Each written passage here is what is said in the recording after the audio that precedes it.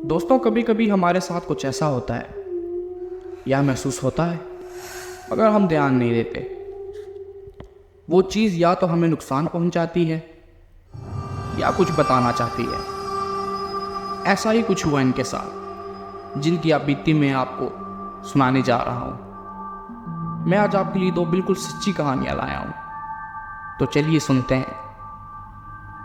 एक दिन की बात है, मैं तब 10 साल का था। मैं अपने रूम में सोया हुआ था।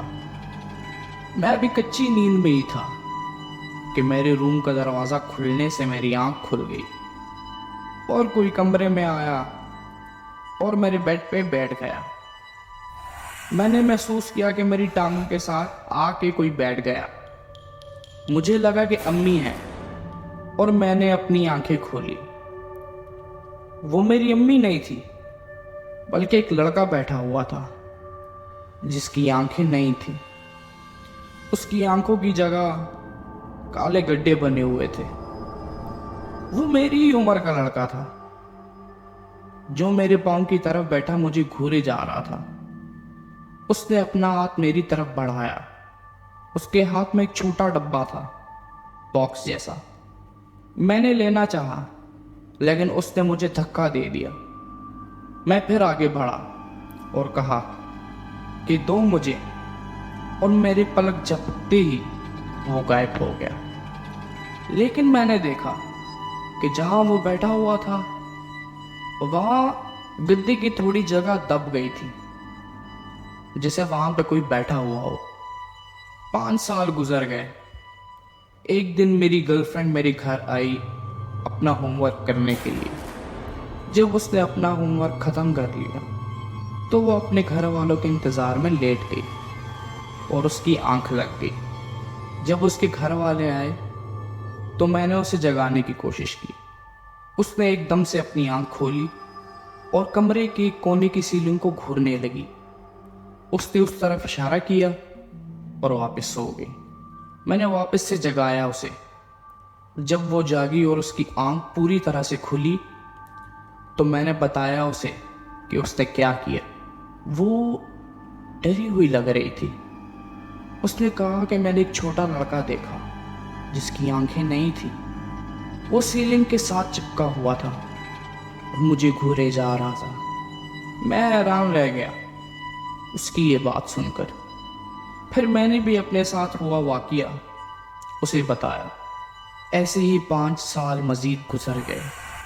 मैंने अपनी गर्लफ्रेंड से ही शादी कर ली और हमारी 2 साल की छोटी बच्ची भी थी। हम अपने घर वालों के घर में रहते थे, मेरे पुराने कमरे में। मेरी बच्ची रोज रात को उठकर बातें करती थी। मैंने ये चीज़ नोटिस की। वो रात को उठकर एक ही तरह की बातें करती। तो मैंने उससे पूछा कि वो किसके साथ बातें करती है रोज। उसने कहा कि एक छोटा बच्चा है, वो बहुत अच्छा है, वो गुम गया है और अपनी अम्मी को ढूंढ रहा है। मेरी बेटी हर रोज उठकर उससे बातें करती, जब तक कि मैंने दूसरा घर नहीं देखा। उसी साल मैं शिफ्ट हो गया अपने नए घर में। वो कौन था, क्या चाहता था, मुझे नहीं पता, लेकिन अब इस दूसरे घर में सब ठीक है। ये थी दोस्तों इन भाई साहब की कहानी। लेकिन इनकी कहानी आपको कितनी सच्ची लग रही है, आप नीचे कमेंट्स में ज़रूर बताइएगा। इसी के साथ मैं आपको लेके चलता हूँ आज की दूसरी कहानी की तरफ। ये कहते हैं कि मैं कभी भी किसी भूतिया घर में नहीं रहा, लेकिन मेरी अम्मी रहती थी जब वो 16-17 साल की थी। उनके साथ वाले जो घर थे वो काफ़ी अजीब से थे। उनके घर से थोड़ी दूरी पर एक फैमिली रहती थी। एक रात उनकी बेटी शदीद सर दर्द के साथ सोने चली गई और अगले दिन वो उठी ही नहीं। उसकी मौत वाक़या हो गई थी। उसके मरने के बाद उसके घर वाले अपने गम को बुलाने के लिए कहीं बाहर चले गए और मेरे बाबा ने मेरे मामू से कहा कि उनकी बिल्ली की देखभाल करें। उस टाइम मेरी अम्मी और मेरे बाबा एक दूसरे को डेट कर रहे थे। एक दिन मेरी अम्मी मेरे बाबा के साथ उनके घर गई। मेरी अम्मी ने देखा कि वहाँ बड़ा पियानो पड़ा हुआ है और वो उसे बजाना चाहते थे। मेरे पापा वहीं पर बैठे कुछ पढ़ रहे थे। घर में दाखिल होने के बाद मेरे मामू और पापा बेसमेंट चले गए उनकी बिल्ली को ढूंढने, और मेरी अम्मी पियानो के पास चली गई जो नीचे वाले फ्लोर पर पड़ा था। वो पियानो को बजाने लगी कि उन्हें एहसास हुआ कि उनके पाँव के साथ कोई है जो खेल रहा है।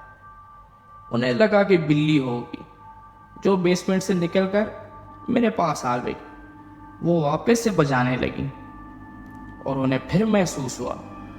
उन्होंने पियानो के नीचे देखा तो उन्हें कुछ नहीं दिखा।